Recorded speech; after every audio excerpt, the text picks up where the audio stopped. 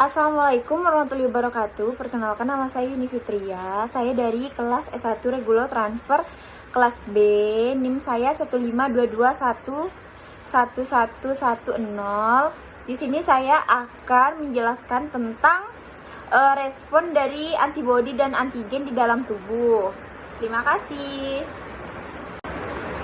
Nah, pertama-tama saya akan menjelaskan tentang antigen. Antigen adalah zat-zat yang merangsang respon imunitas, terutama dalam menghasilkan antibodi dalam tubuh kita. Kemudian permukaan bakteri dan virus mengandung banyak protein dan polisakarida yang bersifat antigen. Di dalam antigen terdapat bagian yang dapat membangkitkan respon imunitas. Kemudian menginduksikan pembentukan antibodi di dalam tubuh kita yang disebut epitop. Antibodi sendiri yaitu merupakan protein plasma yang dihasilkan oleh sel B.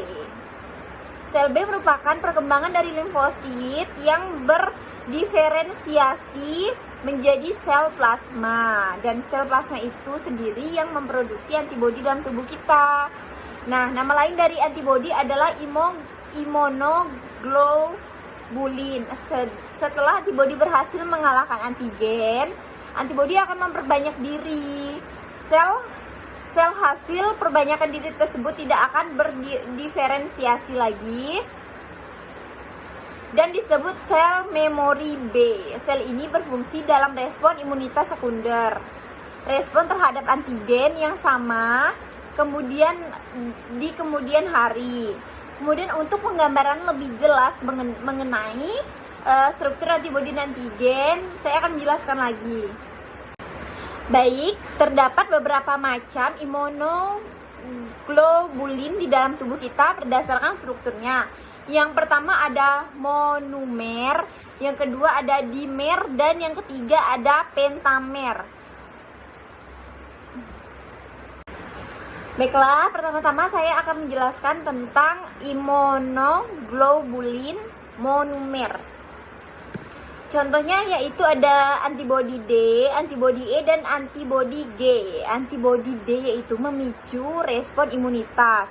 Banyak ditemukan pada sel B ya teman-teman dan ibu. Kemudian ada antibodi E yaitu terikat pada reseptor sel mast dan basofil yang menyebabkan pelepasan histamin. Antibodi ini bekerja sebagai respon terhadap alergi dalam tubuh kita. Nah, ini berarti bisa mengontrol alergi yang ada dalam tubuh ya. Kemudian antibodi G yaitu pelindung bagi berbagai mikroba dan toksin. Antibodi G berjumlah paling banyak dari seluruh antibodi yang bersirkulasi. Yang kedua ada dimer. Dimer ini contohnya adalah antibodi A. Melawan mikroorganisme terdapat banyak di keringat kita, air ludah, dan ASI serta air mata. Nah, yang ketiga ada pentamer yaitu antibodi M. Antibodi pertama yang tiba di tempat infeksi. Antibodi M menetap di pembuluh darah dengan memperbanyak produksi sel fagosit di dalam tubuh. Respon pertahanan tubuh melibatkan aktivitas dari sel B akan menghasilkan antibodi. Antigen yang masuk akan diikat oleh antibodi di bagian epitopnya. Kemudian epitop menentukan kecocokan antara antibodi dengan antigen. Antigen yang sudah diikat oleh antibodi akan diuraikan dan dibuang keluar tubuh bersama aliran darah. Kemudian saya akan menjelaskan respon tubuh terhadap antigen. Pada pemeriksaan antigen yang masuk ke dalam tubuh pertama kali akan direspon oleh sel makrofag yang berfungsi sel penyaji antigen. Makrofag akan memberikan antigen kepada sel helper untuk dibentuk respon pertahanan tubuh terhadap antigen tersebut.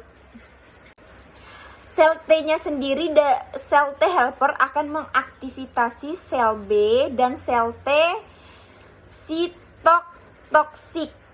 Kedua proses aktivasi tersebut memiliki respon yang berbeda terhadap antigen tadi. Sel B sebagai kekebalan Sel B sebagai kekebalan humoral, darah dan limfa atau ekstraseluler.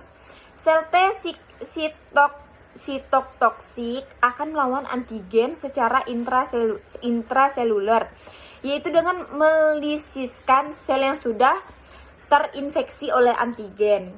Saat pengaktifisian sel B, sel tersebut memperbanyak diri dengan tujuan.